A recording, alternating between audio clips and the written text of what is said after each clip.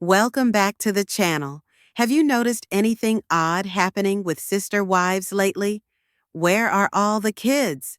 One by one, they've quietly disappeared from the screen.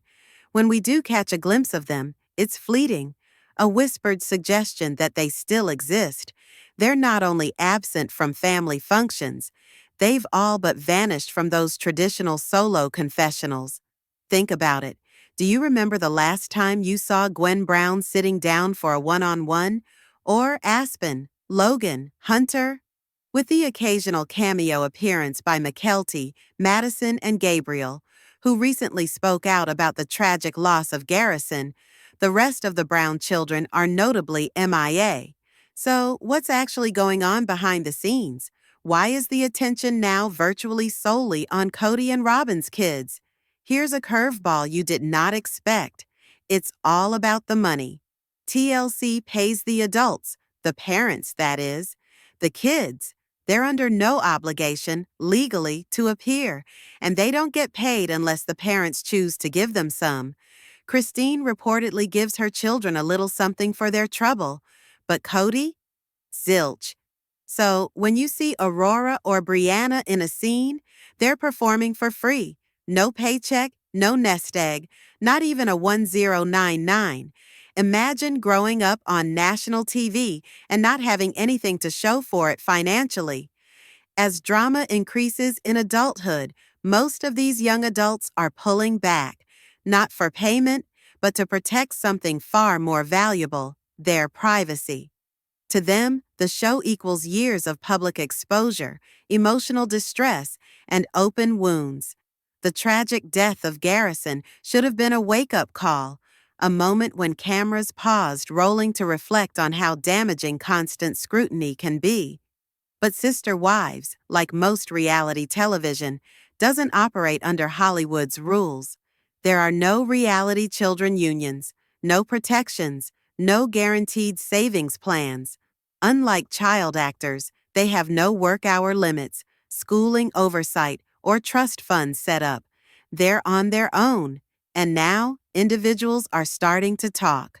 Gwendolyn Brown, in a new Teen Vogue article, spoke out alongside other former reality TV children, including Hannah Gosselin and stars from Real Housewives and 90 Day Fiancé, to talk about what it was really like behind the cameras. Gwendolyn was just 8 when it began. She loved the attention initially. She and her siblings actually competed for camera time, and the crew were like family. Fame catapulted them from what she calls poverty. But as the years passed, that glittering spotlight became suffocating. What had felt magical started to feel like a trap. She recalls how invasive the cameras were to her personal life, though they never followed her into her bedroom. The stress was constant, one moment that still traumatizes her, exploding in teen rage, screaming, and spinning around to see a camera staring directly at her. Her heart dropped. That raw personal pain nearly became public spectacle. Though the moment never aired, the memory stayed with her. All that anger, all that publicity. Sometimes I even wanted to be angry on camera, she admitted. In hindsight now, she reflects with comprehension, but also regretfulness. That poor kid, but also poor me now. And she's not wrong. Even though the majority of the Brown children have stepped back from filming, their names are still tossed about freely, brought up in confessionals, used to justify decisions, and tied up in plot lines, whether they've consented or not. The emotional fallout doesn't end when the cameras do. For most of the Brown children, even trying to move on from the show hasn't given them freedom, because as long as the show remains on the air and the parents keep speaking out, their lives are forever in the spotlight. Still, not every memory is sullied. Gwendolyn Brown admits there were moments she liked having the cameras around. Family vacations, birthdays, joyful milestones, all documented like a visual photo album she can revisit. And those same cameras also solidified Heartbreak, Some of the most pivotal moments feature Christine's decision to leave Cody, a decision that shook the family and paved a new way forward for everyone involved. Now that Cody is monogamously with Robyn, Gwendolyn's eyes are open. She recalls as a child seeing her parents argue and wishing, "I hope they get divorced." Consider how much a child must be feeling to wish for that. In retrospect, she understands the dissolution was necessary, but she's reached a deeper conclusion. Growing up on reality TV was never a positive thing. What was normal then is odd now. This doesn't have to be my normal, she states, a realization that's both freeing and crushing. Some of the most painful experiences she recounts involve producers blindsiding her with questions about her sexuality. She wasn't prepared to be publicly outed. Not like that, not then. It wasn't their story to tell. She wondered why she had to come out at all. Do straight people come out as straight? She thought. So why do queer identities need to be turned into plot twists for the masses? What hurt the most was how it all went down. She thought the interview was about her sister Isabel's relocation or her mom's divorce. But instead, a producer casually tossed out, "Hey, your mom said you're bi. Do you want to talk about that?" Gwendolyn froze in that moment, beneath blazing studio lights. A boundary had been violated. Her own mother had shared something intimate with the crew without her knowledge, and suddenly her identity was reduced to another plot point.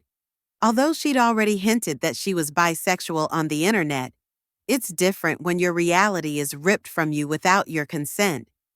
She stumbled through the explanation, trying to describe her attraction to people of all genders, but it came out stiff, unprepared.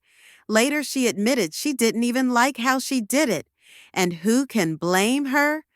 The moment called for sensitivity, not snooping. Her identity, personal and sacred, was turned into a ratings stunt. It's a jarring reminder of the show's agenda. When Gwendolyn privately came out to the family, Robyn, Cody's wife, was reportedly irate. Not at the news itself, mind you, but that the moment wasn't captured on film. Let that sink in. She was upset not for missing an emotional revelation, but because it didn't become content. That's not family, that's production. And it gets worse. Gwendolyn's story echoes what we've heard from other reality TV survivors like Jill Duggar and the kids from John and Kate +8. The pattern is disturbingly familiar. Networks pay the parents, while the children, the very heart of the content, are left with nothing. No contracts, no guaranteed payments, no financial safeguards. Gwendolyn says she received no compensation for most of her childhood appearances. Only later did Christine start providing her with a small daily stipend. But even then, Gwendolyn had no idea how much the show was actually making. What she does know is simple. It wasn't fair. And when TLC responded to her claims, it was with the kind of polished corporate deflection we've come to expect. TLC's response to these concerns was predictable. A polished, legal-sounding statement that all payments were made in accordance with contractual commitments and applicable labor laws. But let's call this what it is, a loophole. By structuring contracts solely with the parents, the network neatly sidesteps child labor protections. No contracts for the kids means no work permits, no mandatory trust funds, and no real supervision. This was no accident. The series was meticulously filmed in states with the most relaxed child labor laws, where safeguards were non-existent or weak. Christine has stated money was set aside for her kids, for college, for cars, but audiences have seen the truth. Most of the Brown children did not get brand new cars or a financial cushion. They had used old cars, maybe worth a few $1,000s, and some could not even afford to pay tuition. That college and car fund was less a safety net than it was campaign rhetoric. These weren't pampered reality stars living in the lap of luxury. These were children who labored for years in the public eye and received very little in the way of reward. And if that college fund money was really there, then why did so many of the boys wind up in the military? Hunter attended the Air Force Academy. Garrison served as well. Peden did likewise. And as for Gabriel, there is no suggestion his schooling was funded at all. Gwendolyn did mention Christine put money towards her college fund, but that doesn't mean the assistance was even or sufficient for both of them. And here's the hard truth. Paying for a child's education is not payment for work. It's a parental responsibility if finances allow, not recompense for decades of uncompensated work broadcast to millions. We don't yet know whether Janelle was financially supporting her children, but if Cody wasn't even supporting Christine's children, it's hard to imagine he was being more forthcoming with the children he shares with Robyn. So, if you're wondering why most of the Brown children have disappeared from Sister Wives, it's not just they grew up. It's because they were exploited, used for drama, refused privacy, and never sufficiently compensated for it. Would you work for free while your personal life was sold for profit? I wouldn't, and neither would they. The next time you're watching a new episode, remember what's been edited out. Gwendolyn's bravery in speaking out has drawn this hidden truth into the light.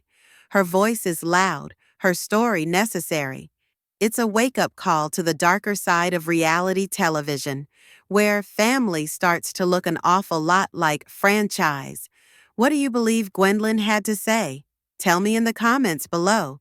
If you found this video useful, please thumbs up this video, subscribe to this channel, and don't forget to hit the bell so that you never miss an update. Thanks for watching, and I'll see you all in the next one. Bye, guys.